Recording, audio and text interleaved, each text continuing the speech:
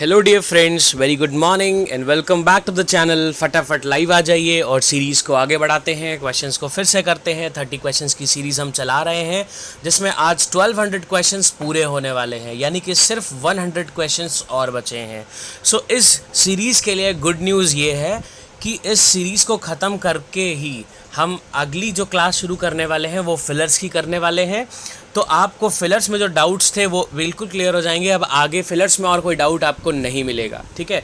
एक और good news है, हम इसके साथ में ऑल्टरनेट डेज पे अभी ग्रामर के 100 इंपॉर्टेंट रूल्स, जिससे पूरी ग्रामर आपको कवर होके मिलेगी, वो स्टार्ट कर रहे हैं ऑल्टरनेट डेज पे। यानी कि अभी आपको 3 डेज सेंटेंस इंप्रूवमेंट कराऊंगा मैं, बिकॉज क्वेश्चन भी बहुत कम बचे हैं, अभी 100 बचे हैं सिर्फ, यानी कि 3 दिन का ही सिर्फ खेल बचा है सेंटेंस इंप्रूवमेंट का। उसके बाद में हम फिलर्स की क्लास करेंगे, जिसमें बहुत सारे क्वेश्चंस नहीं है, लगभग 600-700 क्वेश्चंस ही हैं। तो फिलर्स की क्लास भी खत्म हो जाएगी, कोई इतना इशू नहीं है। हम 30 क्वेश्चंस 40 क्वेश्चंस करके फिलर्स को भी खत्म कर लेंगे। तो बिल्कुल टेंशन लेने की ज़रूरत नहीं कि हमको कम क्वेश्चंस मिलेंगे। मैं क्वेश्चंस की नंबर्स और भी बढ़ा दूंगा अगर आप कहेंगे तो, ठीक है। और साथ में हम ग्रामर के वो 100 इंपॉर्टेंट गोल्डन रूल्स को पढ़ेंगे, जिससे फिर आपको ग्रामर में ज़िंदगी में कभी कोई प्रॉब्लम्स काउंटर करने को नहीं मिलेगी, ठीक है। चलिए फिर आगे बढ़ते हैं। इस क्लास की पीडीएफ्स आपको मिल जाएंगी टेलीग्राम चैनल पे। आपको सिर्फ टेलीग्राम चैनल फॉलो करना है और वहाँ से पीडीएफ्स डाउनलोड कर लेनी है, ठीक है। चलिए फिर डिजी बुक्स के रिगार्डिंग इन्फॉर्मेशन है। एग्जाम 10 कोड को आप यूज़ कर सकते हैं, जिसके थ्रू आप 10% का एडिशनल डिस्काउंट्स ले सकते हैं और अपनी प्रिपरेशन में लगा सकते हैं 4 चांद, ठीक है। चलिए आगे बढ़ते हैं, क्वेश्चंस देखते हैं क्या आते हैं। Government officials keep throwing the buck to others. अभी देखो, द बक का मतलब क्या होता है। अगर बक्स लिखा होता है, बक्स का मतलब होता है पैसे या फिर रुपए, ठीक है। जैसे बहुत स्टैंडर्ड इंग्लिश में पैसों को हम बक्स भी कहते हैं। लेकिन अगर लिखा है कहीं पे द बक, द बक का मतलब क्या होता है, ध्यान से देखो। द बक हम कहते हैं जब भी हमको बताना होता है कि हम किसी रिस्पॉन्सिबिलिटी या फिर ब्लेम को किसी के लिए जब रेफर कर रहे होते हैं, तो उसको हम बोलते हैं द बक, ठीक है। और यहाँ पे थ्रोइंग द बक लिखा है, तो रिस्पॉन्सिबिलिटी हम थ्रो नहीं कर देते हैं, उठा के फेंक नहीं देते हैं। हम क्या करते हैं, रिस्पॉन्सिबिलिटीज़ को पास कर देते हैं किसी और के ऊपर, ठीक है। तो अगर यहाँ पे लिखा होगा पास द बक, ये एक ईडियम की तरह है। पास द बक का मतलब होता है शिफ्ट द रिस्पॉन्सिबिलिटी, मतलब अपनी रिस्पॉन्सिबिलिटीज़ किसी और के ऊपर थोप देना या फिर शिफ्ट कर देना, ठीक है। तो क्या हो जाएगा, government officials keep passing the buck to others. बात समझ में आ रहा है। बाकी यहाँ पे कोई भी वर्ड सेंस नहीं देगा, गिविंग, डोनेटिंग, थ्रोइंग, ये सब सेंस लेस है, ठीक है। चलो आगे बढ़ते हैं। 1172 she angrily broke up the letter. यार लेटर को कैसे ब्रेकअप कर सकता है कोई? लेटर में प्यार थोड़ी है ना, मतलब कोई लेटर आदमी थोड़ी है कि उससे ब्रेकअप कर लिया, ठीक है। तो ब्रेकअप वाला यहाँ पे वर्ड नहीं यूज हो पाएगा। लेटर को आप क्या कर सकते हो, आप फाड़ सकते हो, है ना। लेटर से ब्रेकअप थोड़ी कर लोगे कि दिल पे पत्थर रख के मुंह पे मेकअप करके लेटर से ब्रेकअप कर लोगे, है ना। ये इलॉजिकल सा है। सो क्या करेंगे, she angrily tore up the letter. Tear, tore, torn होता है वर्ब की form, tear is first form, tore होता है सेकंड फॉर्म। सो यहाँ पे सेकंड फॉर्म यूज होगा, यानी कि ऑप्शन नंबर 1 हो जाएगा इसका सही answer. She angrily tore up the letter, ठीक है। आगे देखते हैं। 1173 they told me that they had build a new house. यहाँ पे गड़बड़ हो चुका है। देखो क्या गड़बड़ है, बहुत आसान है ये। देखो फर्स्ट फॉर्म होता है बिल्ड, BUILD। सेकंड फॉर्म क्या होता है, BUILT, बिल्ट होता है। थर्ड फॉर्म क्या होता है, BUILT, बिल्ट होता है, ठीक है। थर्ड फॉर्म ये होता है। दोनों फॉर्म्स बिल्ट होती हैं। तो हैड के साथ में क्या लगेगा, बिल्ड तो लग ही नहीं सकता, बिकॉज हैज हैव हैड के बाद में हमें क्या लगाना पड़ता है, वर्ब की थर्ड फॉर्म, यानी कि क्या लगेगा, बिल्ट लगेगा। तो had built a new house होगा। तो क्या हो जाएगा आंसर, ऑप्शन नंबर 3 हो जाएगा। समझ आ गया। चलो आगे बढ़ते हैं फटाफट। 1174 one should exercise their right to vote. यार ये इतना आसान सवाल है ना कि मैं तुमको बता नहीं सकता हूँ। इसको सवाल को देखते ही आंसर आ जाना चाहिए। अगर ऑप्शंस ना हो तो भी इसका आंसर आ जाना चाहिए। देखो जब भी कभी वन यूज होगा, ये बात जिंदगी में याद रख लो, वन एक ऐसा प्रोनाउन होता है जो सबसे अलग होता है, दुनिया में सबसे आइसोलेटेड होता है। मतलब जिंदगी भर ये लॉकडाउन में ही रहा है, इसके साथ में कोई और आ ही नहीं सकता है। यानी कि अगर वन लगा है तो ना देयर आएगा, ना हिज आएगा, ना माय आएगा, ना योर आएगा, कुछ नहीं आएगा। सिर्फ क्या आएगा, वंस आएगा। वन के साथ में हम हमेशा वन वाला ही प्रोनाउन लगाते हैं। तो क्या हो जाएगा, वंस राइट टू वोट, ठीक है। ऑप्शन नंबर 3 हो जाएगा 1174 का आंसर। अगला देखो, शी सैंक बैक विद अ मोन ऑफ पेन। यार इसका तुमको मालूम है MON होगा। मोन का मतलब क्या होता है तुमको मालूम है? मोन का मतलब होता है एक जो कराह वाली आवाज़ होती है, रोना, एक लॉन्ग डीप साउंड। जब हम अनहैप्पीनेस या फिर जब सफ़र कर रहे होते हैं, सफ़र हिंदी वाला नहीं, इंग्लिश वाला सफ़र, यानी कि जब हम कुछ झेल रहे होते हैं तो जो एक रोने भरी आ होती है उसको हम मोन बोलते हैं, ठीक है। तो शी सैंग बैक विद अ मोन ऑफ पेन। यहाँ पे नेगेटिव वर्ड जैसे आपको पेन या फिर कुछ भी ऐसा नेगेटिव वर्ड लगे जिसमें सफ़र करने वाला है, कुछ भी हो रहा है, तो simply use MON। Other options doesn't make sense here, ठीक है। आगे देखो 1176, the interview came alive bye satellite from Hollywood. यार सैटेलाइट से, हॉलीवुड से अगर कोई चीज़ लाइव आ रही है तो उसको केम अलाइव थोड़ी बोलेंगे, वो जिंदा थोड़ी हो जाएगा, सेंसलेस हो गया, क्या होगा, केम लाइव हो जाएगा। बहुत सिंपल, ऑप्शन नंबर 2 है ना, लाइव आने को बोलते हैं केम लाइव, केम अलाइव नहीं, जिंदा नहीं हो जाएगा इंटरव्यू, इंटरव्यू में जान थोड़ी आ जाएगी, इंटरव्यू लाइव आ जाएगा। आगे देखो 1177, there was little he could do to save his battered reputation. अब देखो यार यहाँ पे ये गलत हो गया था, मैंने इसको बोल्ड कर दिया था गलती से, तो I just edited it with the phone. यहाँ पे सेव होगा underlined option, I have made it green, है ना, तो हरा वाला ऑप्शन यहाँ पे सेव है, तो इसी को आपको इंप्रूव करना है। There was a little he could do to save his battered reputation. अभी क्या होगा यहाँ पे सेव करना है, बैटर्ड का मतलब क्या हो जाता है, जो नष्ट हुई रेप्यूटेशन है उसको सेव करना है। तो इसके लिए बढ़िया ऑप्शन कौन सा हो पाएगा, देखो सैल्वेज ऑप्शन यहाँ पे लिखा है। सैल्वेज का मतलब क्या होता है, सैल्वेज का मतलब होता है कोई बैड सिचुएशन में, किसी भी बैड सिचुएशन को रोक लेना, उस बैड सिचुएशन को बिल्कुल खराब होने से, है ना, रोक लेना किसी चीज़ को, बैड सिचुएशन को वर्स्ट होने से रोक लेने को सैल्वेज बोलते हैं। तो यहाँ पे there was a little he could do to salvage his battered reputation, जो बुरी ऑलरेडी है उसको खत्म होने से या फिर बहुत ज़्यादा नष्ट होने से रोक लेना। रेक का मतलब होता है तोड़ फोड़ देना, डिस्ट्रॉय का मतलब होता है कंप्लीटली तहस नहस कर देना, तो कुछ भी नहीं हो पाएगा यहाँ पे, सैल्वेज की बात एग्जैक्टली सही हो जाएगी। डिस्ट्रॉय हम लगाते हैं किसी भी बिल्डिंग या फिर किसी मटेरियलिस्टिक चीज़ के लिए, रेक लगाते हैं किसी भी,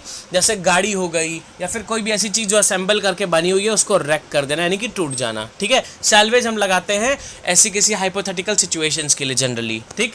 तो यहाँ पे सैल्वेज आंसर सही है, ऑप्शन नंबर 1 हो जाएगा। देखो 1178, it is much too important to be made a joke of. ये बहुत आसान है, इसमें तुमको बताने की भी जरूरत नहीं पड़ेगी, लेकिन फिर भी मैं बता देता हूँ। देखो यहाँ पे वेरी मच इंपॉर्टेंट भी हो सकता है, यहाँ पे टू मच इंपॉर्टेंट भी हो सकता है, बाकी सब बेकार है यहाँ पे, ठीक है। आप देखो क्या होगा, अगर दोस्त हमको वेरी मच इंपॉर्टेंट लगाना पड़ता तो to be made a joke of लगा है जो, इसको यूजुअली हम पहले लिखते हैं ना, इज वेरी मच इंपॉर्टेंट ऐसा हो जाता है। लेकिन यहाँ पे टू मच इंपॉर्टेंट लगाएंगे क्योंकि यहाँ पे TO2 भी लगा हुआ है। आपको पता है TOO2 जब हम लगाते हैं तो इसके साथ में TO2 लगाते हैं, तब सेंटेंस बिल्कुल प्रॉपरली बन पाता है, ठीक है।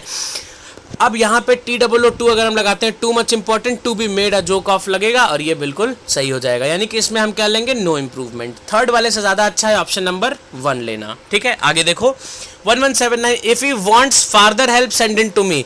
फार्दर का मतलब क्या होता है यार, फार्दर का मतलब होता है और आगे का और दूर का, तो क्या दूर की मदद चाहिए होती है, नहीं, बिल्कुल इलॉजिकल हो गया, है ना। कोई पहाड़ से मदद करने थोड़ी आता है, क्या होता है, और एडिशनल मदद चाहिए होती है, इसके लिए फार्दर की जगह क्या लगाते हैं, फादर मत लगा देना, ये होता है फर्दर, ठीक है। फर्दर का मतलब क्या होता है, एडिशनल, यानी कि और ज़्यादा अगर हेल्प चाहिए तो मुझे बताना। जैसे हम कहते हैं ना, if you need further anything just let me know, इसका मतलब है और कुछ चाहिए तो मुझे बता देना, ठीक है।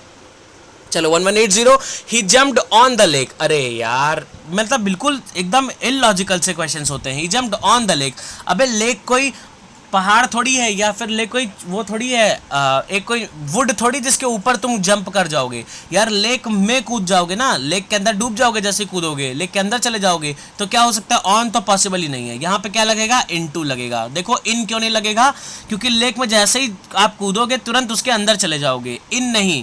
जब भी क्विक मोशन की बात होती है हमेशा क्या लगाते हैं, इनटू लगाते हैं, याद रखना ये चीज़। इन हम लगाते हैं जनरल मूवमेंट के लिए और इनटू लगाते हैं क्विक मोशन के लिए। जैसे मैंने बोला कि शी रैन, तो इनटू द बेकरी हो जाएगा। जैसे मैंने बोला she rain dash the bakery, तो शी रैन तो इनटू द बेकरी। अगर शी वॉकड तो इन द बेकरी। बात समझ में आ रही है, वॉक करेंगे धीरे धीरे चलेंगे तो इन द बेकरी, रन करा दौड़ के भाग गए तो इनटू द बेकरी। समझ आया, चलो आगे बढ़ते हैं। 1181, he started at the bottom rung of the ladder and then gained success. Definitely शुरुआत में हम डाउन एकदम लोअर स्टेप से चलते हैं और फिर अल्टीमेटली सक्सेस गेन कर लेते हैं। No improvement is the answer, एकदम सही है ये। 1182, द जज gave the verdict against the government. अब देखो यहाँ पे ध्यान से देखना, यहाँ पे गेव नहीं होगा। कोई भी मटेरियलिस्टिक चीज़ को देने के लिए हम गिव लगाते हैं यूजुअली, है ना। वर्डिक्ट क्या होता है, फैसला। डिक्लेयर्ड, डिक्लेयर मतलब घोषणा कर देना, नहीं, फैसले की घोषणा नहीं होती है। सेंटेंस, सेंटेंस सेंटेंस होता है कोई भी चीज लिख देना, जैसे यूजुअली हम ये फैसले के सेंस में सेंटेंस तब लिखते हैं जब डेथ वाला वो चीज लिखा होता है ना, डेथ सेंटेंस जो होता है। प्रोनाउंस का मतलब क्या होता है? प्रोनाउंस का मतलब होता है किसी भी चीज को अनाउंस कर देना या फिर जजमेंट को कोर्ट में किसी के अगेंस्ट में कोई चीज बोलने को क्या बोलते हैं? प्रोनाउंस।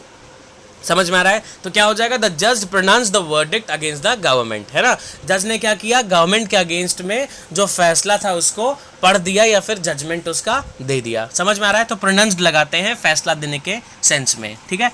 आगे देखो 1183, the fire service personal put off the fire with much difficulty. यार पुट ऑफ का मतलब क्या होता है? पुट ऑफ का मतलब होता है पोस्टपोन। यहीं से याद कर लो क्या चीज, वन फ्रेजल वर्ब्स भी याद कर लो। पुट ऑफ का मतलब क्या होता है? पोस्टपोन होता है, ठीक है। चलो आगे आगे बात करते हैं। पुट ऑन का मतलब क्या होता है? लगा लेना। जैसे लड़कियां क्या करती हैं? मेकअप पुट ऑन कर लेती है, यानी कि लगा लेती है, पूरा थोप लेती है ना एकदम, तो दैट इज पुट ऑन, ठीक है। अभी यहाँ पे पुट अवे का मतलब क्या होता है? दूर रख देना ले जाके, ठीक है। पुट आउट का मतलब क्या होता है? देखो पुट आउट का मतलब होता है किसी चीज को जलने से बचाना, उसको बोलते हैं पुट आउट, ठीक है। तो यहाँ पे क्या होता है? The fire service personal put out the fire with much difficulty, right. So option number 2 will be the correct answer. अगला देखो 1184, He has the irritating habit of playing his own trumpet all the time। यार ये एक idiom है, आपको मालूम है। playing his own trumpet बिल्कुल गलत है। यहाँ पे जो सही हो जाना चाहिए वो क्या हो जाना चाहिए? blow your own trumpet, है ना। blow your own trumpet एकदम सही है। और इसी तरह से ये idiom यूज होता है हमेशा, कहीं पे भी आप playing, pumping या फिर bringing नहीं लगाओगे। blow your own trumpet या फिर blow his own trumpet का मतलब क्या होता है? वो भी देख लो। ब्रो इसका मतलब होता है अपने ही आपको प्रेज करना, ठीक है। मतलब अपनी ही बड़ाई करने को बोलते हैं ब्लो योर ओन ट्रम्पेट। तो आंसर हो जाएगा ऑप्शन नंबर फर्स्ट। अगले देखो 1185, his illness means he must resign his chairmanship impromptu. Impromptu का मतलब क्या होता है? तुरंत एट द मोमेंट, बिना कुछ सोचे समझे कुछ भी कर देना। तो इम्प्रॉम्प्टू तो नहीं होना चाहिए, है ना। बिना कुछ सोचे समझे थोड़ी कर देगा, बिना प्लानिंग के, बिना प्रिपरेशन के। अरे ठीक है, अगर वो बीमार है तो एकदम बिना सोचे, बीमार का मतलब पागल थोड़ी हो जाता है कि कुछ भी कर देगा बिना सोचे समझे। तो इम्प्रॉम्प्टू वर्ड यहाँ पे गलत है। यहाँ पे क्या होना चाहिए? फोर्थ विद होना चाहिए। फोर्थ विद का मतलब क्या होता है? फोर्थ विद का मतलब होता है एकदम से या फिर जल्दी में या फिर तुरंत कर देना। तो फोर्थ विद, यहाँ पे फोर्थ विद सही होगा। इम्प्रॉम्प्टू हो जाएगा बिना इलॉजिकली, कुछ भी बिना सोचे समझे कैसे भी कर देना, वो नहीं। फोर्थ विद का मतलब होता है इमीडिएटली। तो इमीडिएटली वाला ऑप्शन यहाँ पे सही हो जाएगा। Option number 2 will be correct. 1186, the priest told the devotees that the wages of sin is death होता है। याद रख लो, यहाँ पे और ऑप्शन भी हो सकता था। यहाँ पे the payment of sin is death भी हो सकता है, the wages of sin is death भी हो सकता है। यहाँ पे वेजेस हो चाहे पेमेंट हो, क्या लगता है यहाँ पे सिंगुलर ही माना जाता है, ठीक है। आर नहीं, यहाँ पे हमेशा सिंगुलर रहता है। तो इज हो जाएगा ऑप्शन, ठीक है। आगे देखो 1187, careful drivers never take eyes off the road. यार यहाँ पे अलग करने की बात हो रही है, मतलब ये ड्राइवर भाई साहब गाड़ी चला रहे हैं, ये है रोड, ये है इनकी कार, ठीक है। तो रोड से अपनी आंख को अलग नहीं करेंगे, मतलब रोड से इधर नहीं देखने लगे कि कोई बढ़िया जा रहा है तो उसको देखने लगे मस्त और एक्सीडेंट कर दिए, है ना। तो ऐसा नहीं करेंगे, वो अपनी आंखों को एकदम रोड पे ही रखना होता है। तो आइज में अलग करने के सेंस में हम OF नहीं लगाते हैं, OFF लगाते हैं। याद रखना, OFF हम लगाते हैं अलग करने के सेंस में, मतलब रोड से हटाना या फिर रोड से अलग करने के सेंस में OFF लगाना पड़ेगा। अभी यहाँ पे ऑफ लग गया, अभी फ्रॉम क्यों नहीं लग सकता? फ्रॉम का मतलब भी हो जाएगा रोड से हटाना। तो देखो ध्यान से, आंखें जो है वो निकल के रोड पे नहीं पड़ी हैं यार, है ना, कि वहां से हटा लेना, कि आंख ड्राइवर की निकल के रोड पे गिर गई और ड्राइवर क्या किया, वहां से गया जल्दी से अपनी आंख उठा लिया कि कोई आके मेरी आंख पे ना चढ़ जाए, लाओ आंख उठा लेते हैं। ऐसा नहीं होगा कि रोड से आंख हटा लेना, ये हाइपोथेटिकल बात है। तो ऑफ OFF वाला ऑफ यूज होगा। समझ में आ रहा है? चलो 1188 देखो जल्दी से, for all is wealth he has no joy in life. अपनी संपत्ति के लिए उसके पास जिंदगी में कोई जॉय नहीं है, बिल्कुल गलत हो गया। With his wealth he has no joy in life, हो सकता है पॉसिबल। सेकंड देखो, बिसाइड का मतलब होता है बगल में, उसकी संपत्ति के बगल में उसके जीवन में कोई जॉय नहीं है, इलॉजिकल। डिस्पाइट के साथ में ऑफ लगता ही नहीं है, इंस्पाइट के साथ में ऑफ लगता है। तो क्या हो जाएगा? विद ऑल इज वेल्थ, सारी संपत्ति के साथ में उसके पास में कोई जॉय लाइफ का है ही नहीं। सारी संपत्ति तो है लेकिन कोई जॉय नहीं है लाइफ में। Answer will be option number first. अगला देखो 1189, the teacher asked him where did he live. यार ये देखो पैसिव वॉइस का सेंटेंस हो गया, the teacher asked him where did he live. ठीक है, तो इसमें हम क्या लगाएंगे, इसमें हम लगाएंगे देखो सॉरी ये इनडायरेक्ट स्पीच का sentence, I am so sorry, it is not passive, ये इट इज़ इनडायरेक्ट स्पीच, ये किसी को भी मालूम होगा इनडायरेक्ट स्पीच का है, आस्क्ड यूज हुआ है, the teacher asked him where did he live. अभी इसमें इनडायरेक्ट स्पीच में हम क्या करते हैं, इंटेरोगेटिव सेंटेंस का यहाँ पे फॉर्मेशन हो रहा है, did where did he live, देखो यहाँ पे वेयर यूज हो गया, फिर यहाँ पे हेल्पिंग वर्ब यूज हो गई और उसके बाद में सब्जेक्ट यूज हो गया, यानी कि क्या हो रहा है, इंटेरोगेटिव सेंटेंस फॉर्म हो जा रहा है। ठीक है, अभी इंटेरोगेटिव सेंटेंस को हम क्या करते हैं, असर्टिव सेंटेंस में फॉर्म कर देते हैं, यानी कि इसको नॉर्मल सेंटेंस में लिख देते हैं। तो क्या हो जाएगा, वेयर डिड ही लिव नहीं, वेयर ही लिव्ड यूज हो जाएगा, ऑप्शन नंबर 3 हो जाएगा इसका सही आंसर। और आपको पता है जब इंडायरेक्ट किया है तो ये क्या होगा, ये पास्ट में कन्वर्ट हो जाएगा, तो ही लिव्ड आंसर होगा ऑप्शन नंबर 3।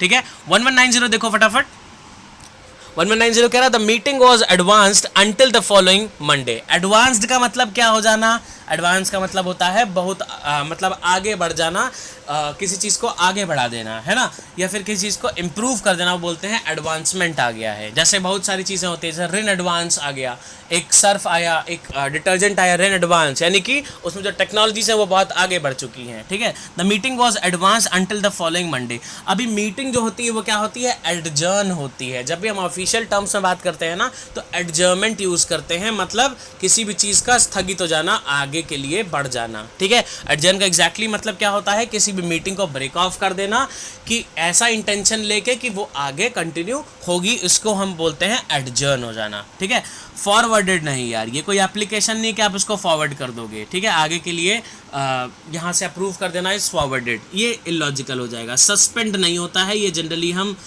एम्प्लॉयज़ के केस में करते हैं। सस्पेंड का मतलब हो जाता है बिल्कुल रद्द कर देना, आगे के लिए पोस्टपोन वाला कोई सीन नहीं होना है ना, लेकिन यहाँ पे पोस्टपोनमेंट लिखा है तो एडजर्न लिखेंगे, बिल्कुल सही answer.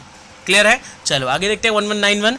The old women invited the children to become a part in the celebration in her house.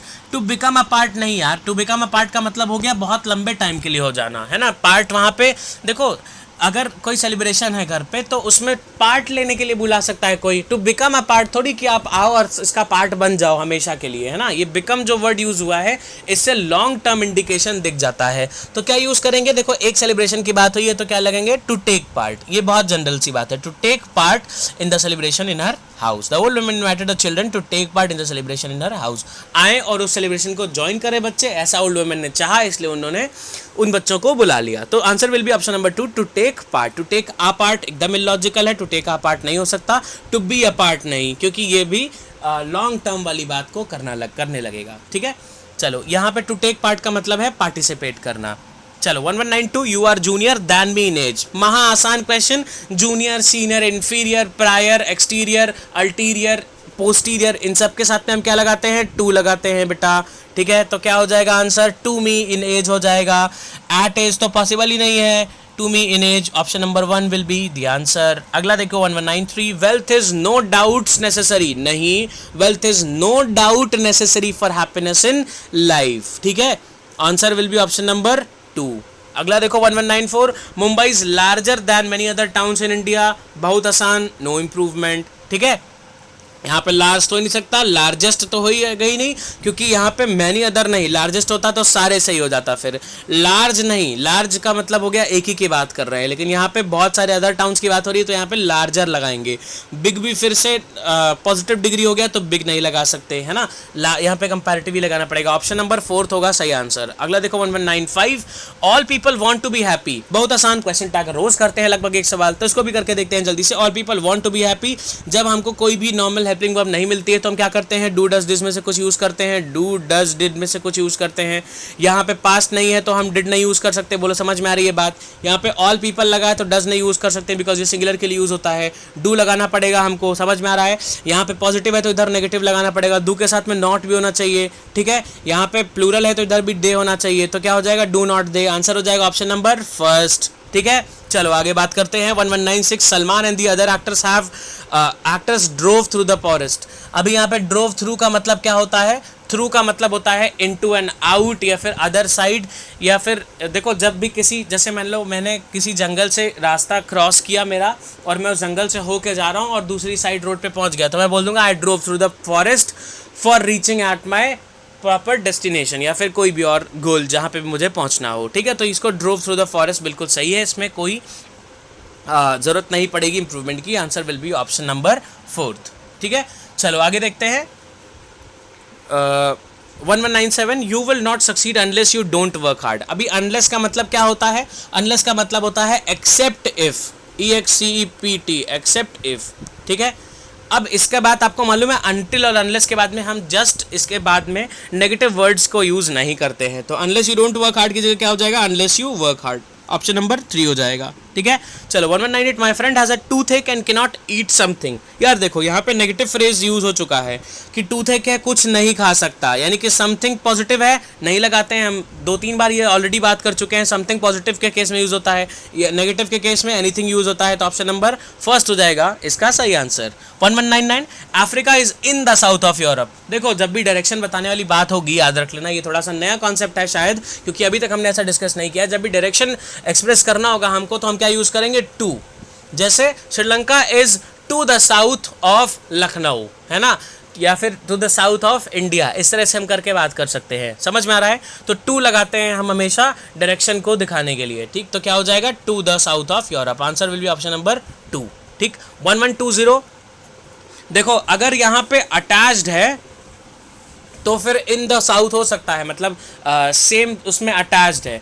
लेकिन अगर हम डायरेक्शन की प्रॉपर बात करते हैं तो हम क्या लगाते हैं? To the south of Europe या फिर to the south of some place. ठीक है, चलो 1200 आज का लास्ट क्वेश्चन। ईदर लता और माला हैव डन इट। बहुत आसान, ये मालूम होगा तुमको। ईदर के साथ में और के साथ में क्या होता है? जो वर्ब होती है उसके सबसे पास में जो सब्जेक्ट होता है उसके हिसाब से वर्ब एग्री कर जाती है। यहाँ पे हैव है, सब यहाँ पे हैव है वर्ब, इसके जस्ट पास में क्या है? माला। ठीक है, अभी माला क्या है? सिंगुलर है, तो हैव की जगह क्या होगा? हैज होगा। तो इधर लता और Mala has done it, option number 2 होगा इसका सही आंसर। समझ में आ गया? सो आज के लिए 30 क्वेश्चंस ओवर हो चुके हैं। आपको इसका PDF डाउनलोड कर लेना है योर क्लासेस की टेलीग्राम चैनल से और इसको अच्छे से प्रैक्टिस करना है। जो भी प्रॉब्लम्स आती हैं मुझे कमेंट्स में ज़रूर बताना है, ताकि मैं आपके कमेंट्स में रिप्लाई करके आपको सारी चीज़ें प्रॉपरली समझा पाऊँ और आपके जो भी डाउट्स हैं उसको हम ज़रूर ख़त्म कर पाएँ।